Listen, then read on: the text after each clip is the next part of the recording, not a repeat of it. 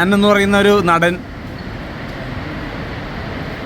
Hello, Dhyan എന്ന് പറഞ്ഞൊരു നടൻ ഒരു വർഷം അഭിനയിക്കുന്ന സിനിമകളുടെ എണ്ണം എത്രയാണെന്ന് നമുക്കറിയാം. വീക്ക്ലി സ്റ്റാർ എന്ന് പറഞ്ഞൊരു പേരും പുള്ളിക്കുണ്ട്. ഇവർക്ക് അത്രത്തോളം പടം വരാത്തോണ്ടല്ല, രണ്ടാളും അഭിനയിക്കാൻ റെഡിയാണ്, വരുന്നില്ല. അതാണ് സത്യം. ചോദിച്ചു 7 മാസമായിട്ട് വരുന്നില്ല, വരാത്തോണ്ടല്ലേ. എനിക്ക് വരുന്നു, ഞാൻ ചെയ്യുന്നു, വരുന്നു, ചെയ്യുന്നു. അല്ല, നമുക്കിതിപ്പോ സിനിമ കാണുമ്പോൾ നമുക്ക് മനസ്സിലാവുന്ന നമുക്ക് ഒരു സിനിമ കഴിയുമ്പോൾ അടുത്ത സിനിമ ചെയ്യുമ്പോൾ ഒരു കഥാപാത്രത്തിലേക്ക് വരാൻ തന്നെ നമുക്ക് അതിനുവേണ്ടി പ്രിപ്പയർ ചെയ്യണം. പല പല കാര്യങ്ങൾ ചെയ്യേണ്ട ഒരു കാര്യമാണ്. ധ്യാൻ എന്ന് പറയുന്ന നടൻ ഒരു വർഷം ഒരു 13-15 സിനിമകൾ മിനിമെങ്കിലും ചെയ്തിട്ടുണ്ടാവും. കഴിഞ്ഞ വർഷം ഞാൻ 13 ചെയ്തതില് ഞാൻ നടികറിൽ ഗസ്റ്റ് റോൾ ചെയ്തിട്ടുണ്ട്, ആനന്ദ് ശ്രീബാലിൽ ഗസ്റ്റ് റോൾ ചെയ്തിട്ടുണ്ട്, ഞാൻ ബാഡ് ബോയ്സ് 3-4 ദിവസമാണ് ഞാൻ അഭിനയിച്ചിട്ടുള്ളത്. ഇതെല്ലാം കൂട്ടിയിട്ടാണ് നിങ്ങൾ 13-14 എന്നൊക്കെ പറയണം. അപ്പൊ അതിനകത്ത് ബാക്കിയിലൊക്കെ ഞാൻ വർഷങ്ങൾക്ക് ശേഷം മാത്രമേ ഉള്ളൂ. വർഷങ്ങൾക്ക് ശേഷം പിന്നെ 4 സിനിമയുള്ള ഞാൻ ഫുൾ ലെങ്ത്തുള്ള സിനിമകൾ. ബാക്കി എല്ലാത്തിനകത്തും അവിടെ ഇവിടെ ചവറ ചെറുതെന്നൊക്കെ പറഞ്ഞ പോലത്തെ പരിപാടിയാണ്. പക്ഷെ പറഞ്ഞു വരുമ്പോ 13-14 ഉണ്ടെന്നേ ഉള്ളൂ. അല്ലാണ്ട് ഇതിന് 4 എല്ലാം എന്റെ തലയിലിടും. അല്ലല്ല, ഞാൻ ചോദിച്ചത് നിങ്ങൾ രണ്ടുപേരോടാണ്.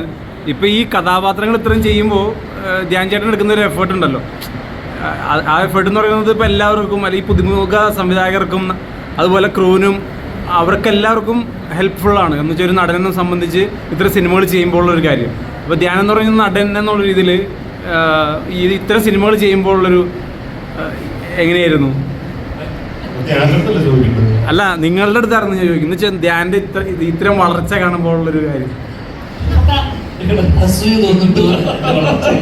അങ്ങനെയല്ല, എനിക്ക് ചോദ്യം മനസ്സിലായില്ല. എന്താണ് ഓരോ ആക്ടേഴ്സും ഞാൻ എനിക്കൊരു വിഷയമുണ്ട്. ഞാൻ എങ്ങനെ എത്തണം അല്ലെങ്കിൽ ഞാൻ എന്താണ് ചെയ്യേണ്ടതെന്നുള്ളൊരു വിഷയം എനിക്കുണ്ട്. ഞാൻ ചെയ്യുന്ന സിനിമകൾ എങ്ങനെയായിരിക്കും, അല്ലെങ്കിൽ ഞാൻ ചെയ്യുന്ന പ്രവർത്തനം ഞാൻ ഒരു വിഷൻ കണ്ടിട്ടുണ്ട്. ധ്യാനും ധ്യാൻ്റെ വിഷൻ അദ്ദേഹം പറഞ്ഞല്ലോ എങ്ങനെയാണ് സിനിമകളുടെ അപ്രോച്ച് ചെയ്യുന്നത്, ഇനി എങ്ങനെയാണെന്നുള്ളത് പറഞ്ഞു. ഓരോരുത്തർക്കും ഓരോ രീതികളാണ്.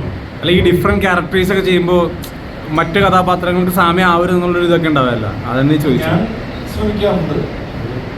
ഒരു വർഷം ഇത്രയും സിനിമ ചെയ്യുമ്പോഴേ അത് ചോദിച്ചത്. അല്ല, നാളെ നീ ഒരു സിനിമയാണ് വിളിക്കണം, ഞാൻ അതെല്ലാം കൊള്ളൂലെങ്കിൽ പോലും അത്രേ ഉള്ളൂ. അതാണ് ഒരു ബന്ധത്തിന്റെ പുറത്തല്ലേ അല്ലേ. ദൈവൻ എന്നോട് ചാൻസ് ചോദിച്ചു, നീ അഭിനയിക്കാൻ വന്നത്, ഞാൻ പറഞ്ഞില്ലേ ഓക്കെ.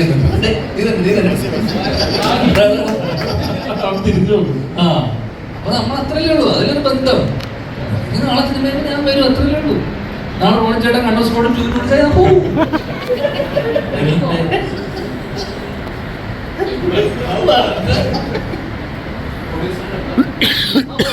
I